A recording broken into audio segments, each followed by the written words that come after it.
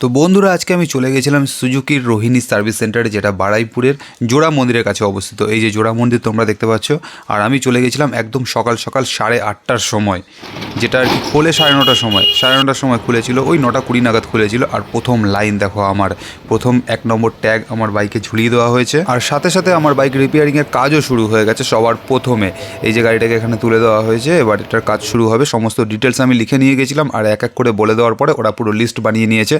যেমন ক্লাচের প্রবলেম ছিল, মোবিল পড়ছিল সেটার প্রবলেম ছিল, চেনের প্রবলেম ছিল।